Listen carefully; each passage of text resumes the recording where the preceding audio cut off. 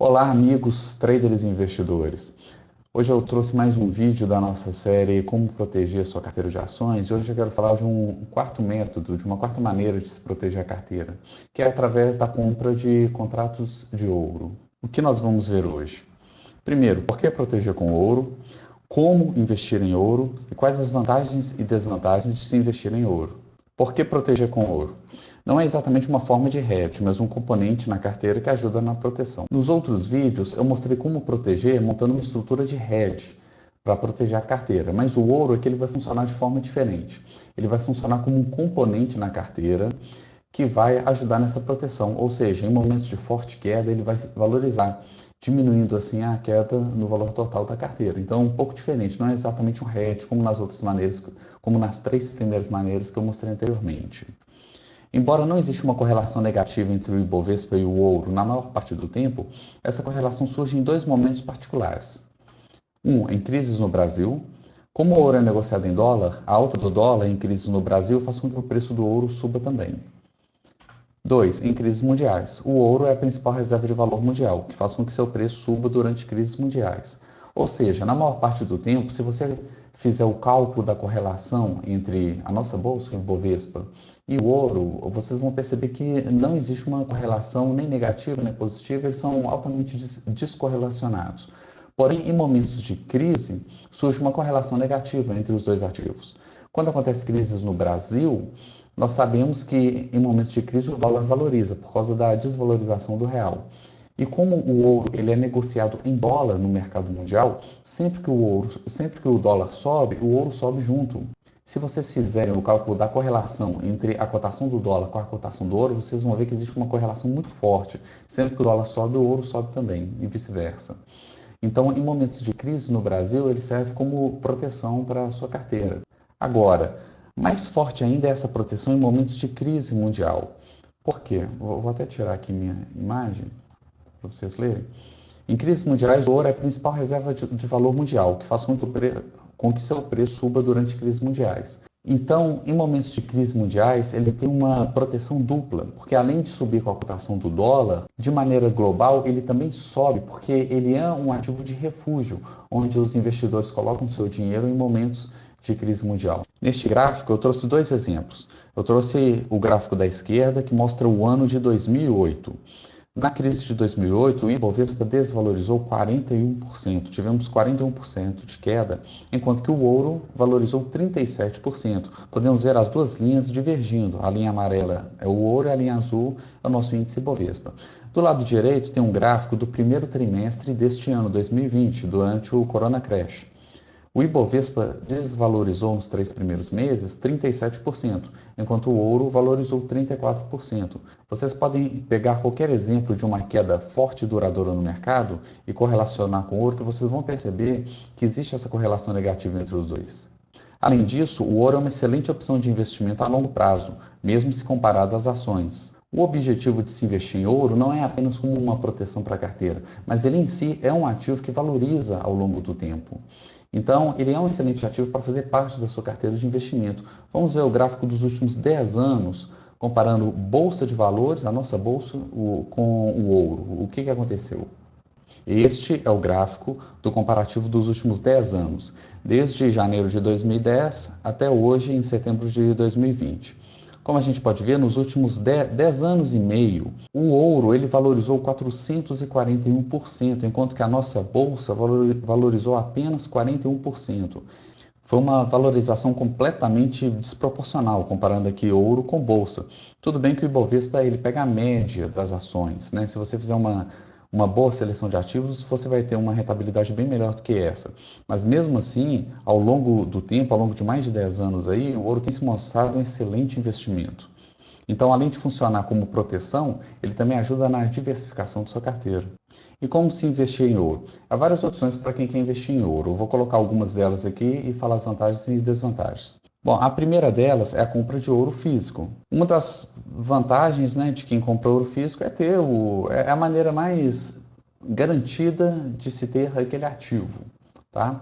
Mas, obviamente, isso aqui traz vários transtornos, né? Você transportar esse ouro físico, onde você vai guardar na sua casa, vai guardar num cofre, vai guardar num banco, tá? Então, não é a maneira mais simples de se comprar ouro. E, além disso, o preço no mercado do ouro físico ele é mais caro do que pelos outros meios que nós vamos ver. Uma segunda maneira de se investir em ouro é comprando fundos de investimento que investem em ouro, tá? É uma maneira muito mais simples. Uma desvantagem desses fundos de investimento são as taxas que eles cobram. Então você tem que ficar de olho com as taxas, quanto que cada fundo cobra. E também você pode ter problema de liquidez, porque muitos fundos você não consegue fazer o resgate em D mais zero, D mais um, eles pedem um prazo maior. E se você precisar do dinheiro rápido, você vai ter que esperar aquele prazo para resgate. Então isso seria uma desvantagem. No exterior, nós temos diversas opções também para se investir em ouro, desde ações de mineradoras, que são negociadas em bolsa de valores, você pode ir lá e comprar ações de mineradoras de ouro, tá? Como também você pode investir em ETFs de ouro. Tem vários ETFs, alguns ETFs investem em ações de mineradoras de ouro, outros ETFs investem no próprio ouro, outros misturam ouro com outros metais preciosos, então tem outras opções no exterior. Aqui nós vamos focar na compra de contratos à vista de ouro negociados na B3, tá? Esse aqui vai ser o nosso foco. É uma das maneiras mais simples de se investir em ouro aqui no Brasil. Quais são os contratos à vista de ouro negociados na B3? Existem três tipos de contrato. O primeiro é o contrato de ticker OZ1D. Se você digitar isso aqui no seu home broker ou na sua plataforma, OZ1D, você vai ver o contrato de ouro, de 250 gramas de ouro. Esse é o principal contrato e com maior liquidez. Tem um contrato menor que é o OZ2D, que é o contrato de 10 gramas de ouro. E um contrato menor ainda que é o OZ3D, de 0,225 gramas de ouro. Tá? Esse terceiro contrato ele tem um problema que é a baixa liquidez dele, ele é pouco negociado. Caso você negocie ele, você pode acabar pagando um alto valor de spread. Porém, o OZ2D, que é o de 10 gramas para cima, são contratos que já têm bastante liquidez, você consegue negociar sem problemas. Vantagens e desvantagens.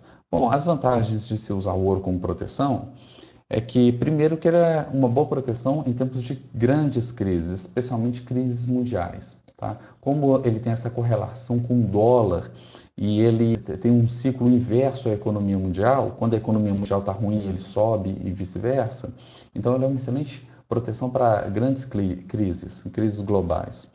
Também é um ativo de boa rentabilidade no longo prazo, então a utilidade dele não é só de hedge.